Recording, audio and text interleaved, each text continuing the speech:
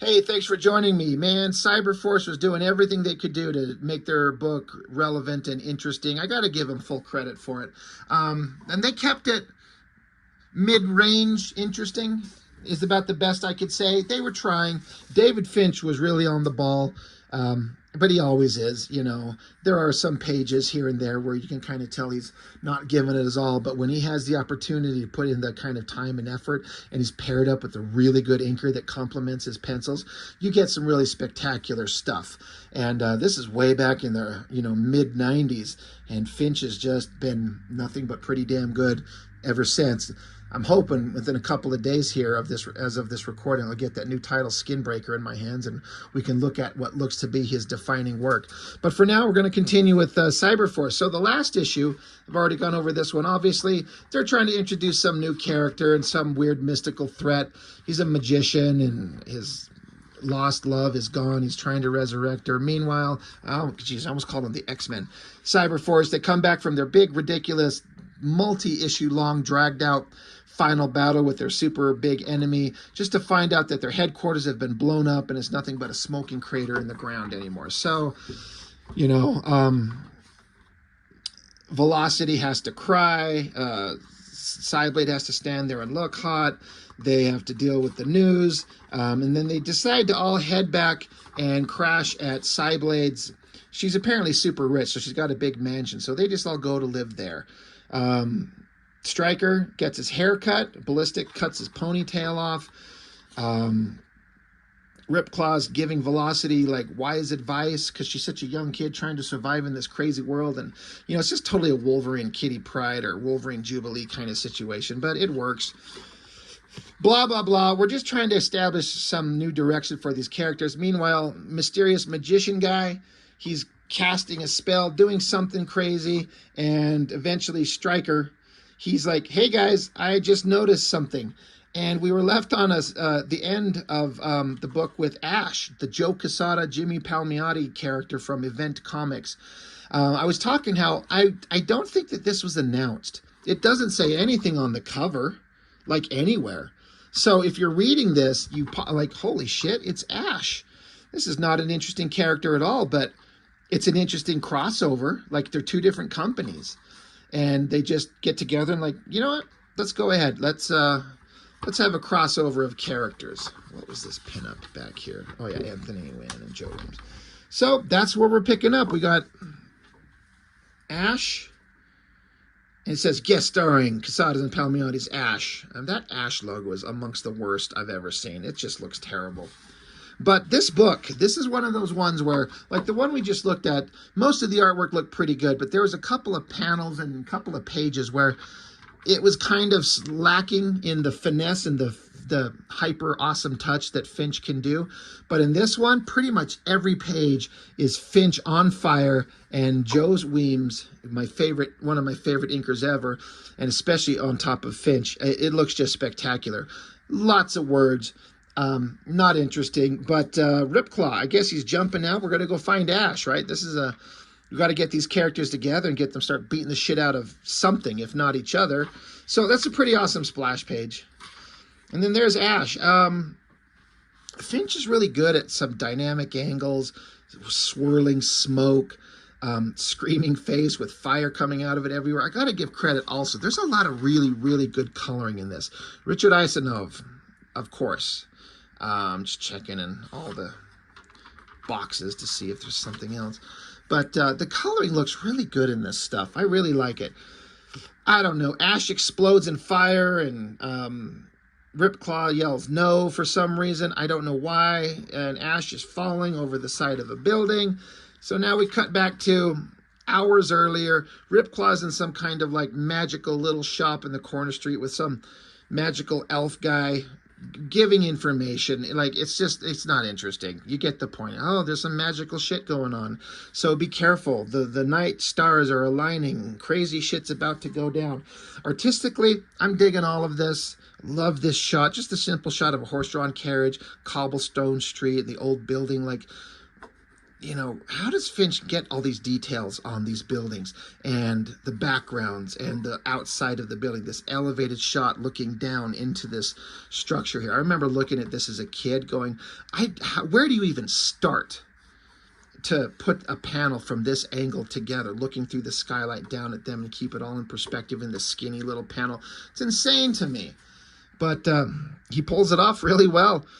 I like that side shot of Ripclaw's face. But yeah, the shit's going to happen. So, of course, he gets up on the roof, and we got to take our opportunity for basically a double-page spread, standing on a roof, stone gargoyles, birds flying around, and the Native American guy is looking at the bird and saying, "Brother Hawk, lend me your eyes. Brother Hawk, grant me your vision. Show me the way." Like I get what they're doing, but it feels a little like cliche, bordering on like offensively stupid.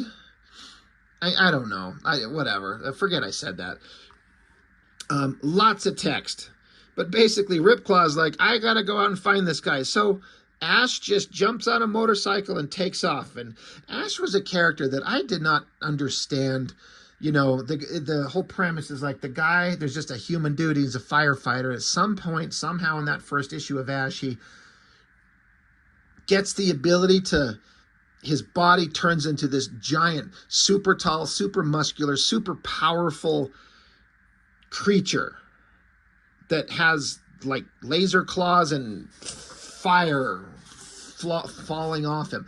I was never clear on it. It was not really that well written, in my opinion. I was just picking it up for the art, and that was an era of Joe Quesada art that I really disliked, and so I was very unhappy with it. I have pretty much every one of them, and I've kind of held off from reviewing him because I just don't have anything good to say.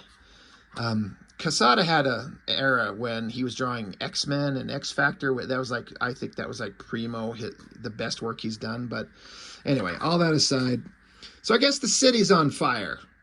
Who made it on? Who started the fire? So stupid Heatwave is flying, looks like he's flying away from the burning city, but I guess we're supposed to be understanding that he's spotting and seeing what's going on. So the team is out there emptying buildings and helping people survive the burning city. Ash is there to kind of help stop it too, but we don't know who he is, why he's here. So somebody's got to get into a big fight with him soon enough. Here's the magician guy that probably caused some magical bullshit to put the city on fire. Apparently it's Halloween, so the kids out dressed like clowns and Spider-Mans and shit. This is another thing that Finch does really well, like the backgrounds, but with like the stained glass thing with all the crazy details in it, candles and smoke. Pretty awesome. Off to a cemetery. There's some kids sitting around drinking, getting buzzed, smoking, being a bunch of punk kids out for Halloween. Like, you know, that's fine. Kids do this shit. Ripclaw's like, oh my God, I think some kids who are getting drunk and stoned in a cemetery are probably going to get attacked soon, so I better go help them. So off he leaps, and back at the cemetery, sometimes, somewhere, some kind of like demon dogs come out of nowhere, and they're going to eat the kids. And Ash shows up. Now, that's a pretty awesome shot. Again, Ash has got these big gauntlets, and fire kind of flows out of them, and Finch likes to do designy shit, so it's kind of swirling around him. It's neat. So Ash shows up and kicks the fucking pooch right in the face. Beats the shit out of him, blood everywhere. So he's killing them, but they're probably demon dogs, so, you know, who cares? This one's jumping at him. I guess it's jumping over him. Did he duck out of the way? And the stupid dog jumps over him. And, oh, wait. A Cyberforce Gallery, painting by Steve Furchow. It's not for me. I respect the skill and stuff like that, but there's nothing in there that I would never want to look at this painting ever again. It's just, it's not for me. But, you know, it's there. And, oh, hell, holy shit, Ripclaw shows up, and he grabs the one jumping demon dog, and so we get a giant page of him grabbing the dog and slamming his hands down into it with exploding blood everywhere. Good job, guys. Bunch of big muscly dudes show up and kill some puppies. Good face shot, and, oh, we got to do the thing where we turn the page on its side, and we get Ash and Ripclaw standing there posing, looking awesome. That is your 90s comics right there. And to be honest, it looks pretty freaking cool. Pretty good poses, the lighting, the musculature, the coloring looks so dang good. And I dig the statue. That looks really cool. And I just love Joseph Weems' inking. It's such a sharp, crisp line. I just think it looks so good. But yep, the team, well, not the team, the characters, they're just standing there being badasses. That looks, I like that. That's a good double page spread. That's a good kind of like centerpiece of art for the book. That looks cool. And then just literally says a new opponent enters the fray. So there's some demon monster on a demon horse. So Ripclaw's like, so what say you, stranger? We in this together? Ash nods his silent consent. So they're like, hey, I think we could tell we're on the same side.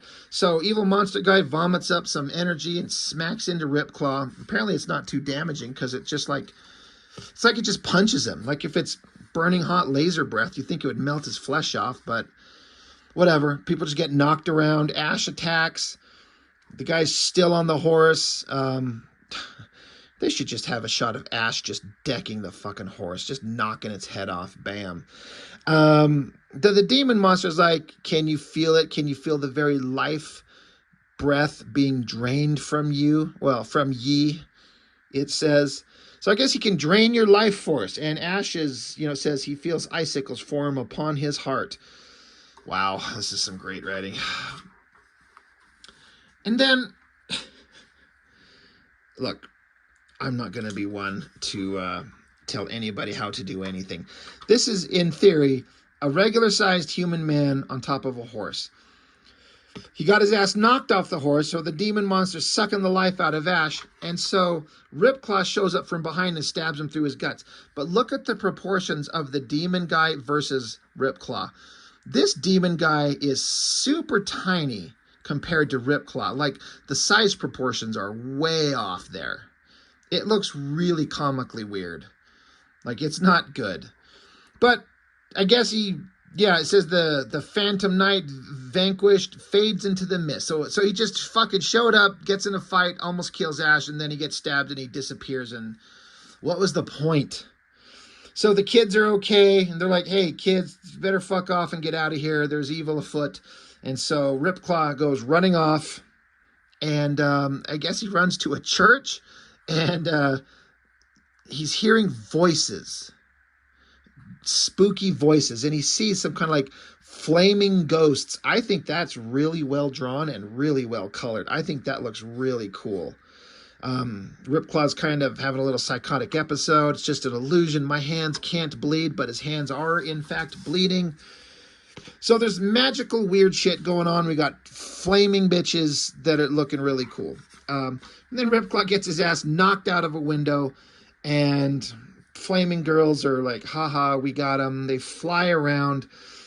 They grab Ripclaw and are flying off with him. But then Ripclaw grabs one of these like pointy metal steeple spires on the church and throws it, and apparently it can stab flaming ghost girl through the chest somehow.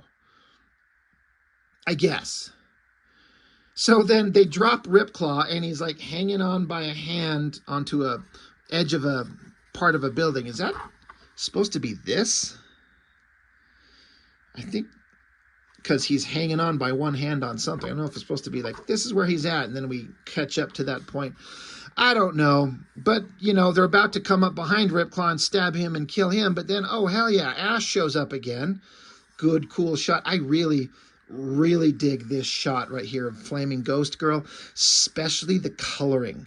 All those sharp, chunky kind of shapes of varying degrees of hot tones. That looks really neat.